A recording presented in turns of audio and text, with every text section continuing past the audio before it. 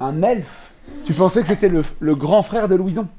Oui. Louison aussi, elle est joyeuse. C'est qui avait gagné la partie d'échecs à la fin? Il est un petit peu empêtré dans ses problèmes. Peut-être pour qu'il soit pas tout seul et qu'il reste pas tout seul dans sa solitude. Qu'il soit beaucoup plus sympathique avec sa fille. Kiki, il dort où? Moi, je suis Arthur. Ici, c'est Baptiste. Baptiste. Ouais. On est la compagnie Renard Éphémère et puis on est en train de préparer Tadam, qui est notre 6e création avec la compagnie. Tout juste. Laissez-vous guider. Ouvrez bien les yeux.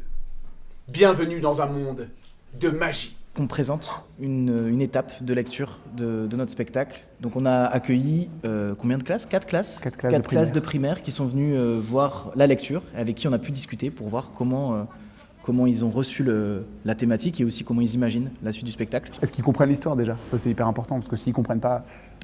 Mais là, c'est bon, je crois qu'ils ont compris. Pour le spectacle, on doit travailler avec Pedro. Pedro, c'est un magicien. Il y a un truc spécial. On est d'accord là-dessus? Ok. Qu'est-ce qui se passait quand il y avait les claquements? Un drap noir, pas blanc. C'est l'histoire d'un papa magicien, Yann, et de sa fille, Louison. Et on comprend très vite qu'entre les deux, il y a quelque chose qui ne se passe plus.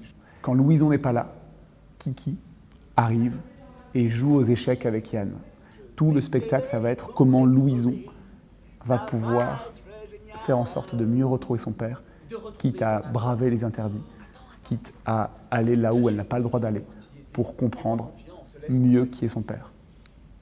Ça allait ou pas? Ouais, c'est bien. C'est horrible. Je vais faire éclater la vérité, ça peut plus durer. 911. Louison, stop! Je t'interdis de monter là-haut. Ok, alors dis-moi, il y a quoi là-haut? Les thématiques de Tadam, je vais dire grossièrement, il y en a 3. La magie, le secret et la mort. Et pourquoi avoir abordé ça? C'est parce qu'en fait, depuis notre tout premier spectacle, on a envie de parler vraiment aux enfants. Et là, il s'est fait que moi, à un moment dans ma vie, ils sont passés des choses où je me suis dit « Ah là, j'ai vraiment envie de parler de ça ». Et j'ai eu un premier mouvement qui est « Ah, on ne peut pas en parler aux enfants ». Et en fait, non. Bien sûr qu'on peut parler aux enfants. C'est important de leur parler, de leur dire les choses. Il faut les prendre comme des interlocuteurs et des interlocutrices valables. Souvent, c'est les adultes qui projettent leur peur sur les enfants, alors qu'en fait, les enfants ne les ont pas.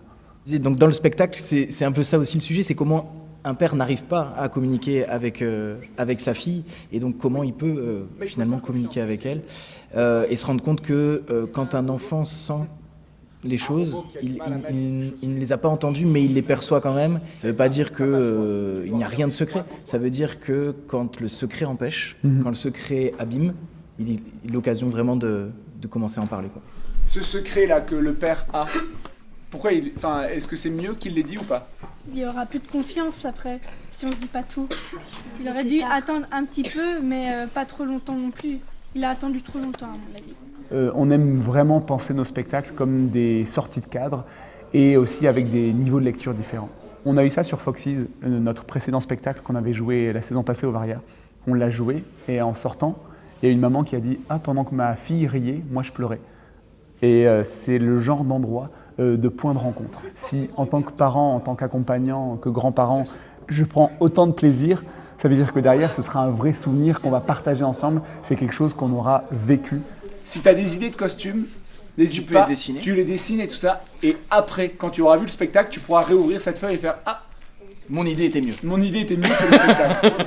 D'accord? C'est le slogan de la CTEJ, c'est voyons grand pour les petits. Nous, on est arrivé à un endroit de notre travail où on avait envie que les grands théâtres, que les salles plus fournies techniquement puissent accueillir le jeune public de façon beaucoup plus fréquente et naturelle. Et donc du coup, il y a eu comme un endroit de rencontre avec le projet du Varia à cet endroit-là où on pouvait du coup, nous aussi, s'immiscer dans une grande salle, bénéficier d'une structure solide pour proposer aussi des spectacles costauds de ce point de vue-là, quoi. Ouais. Génial! Il est mort! C'est génial!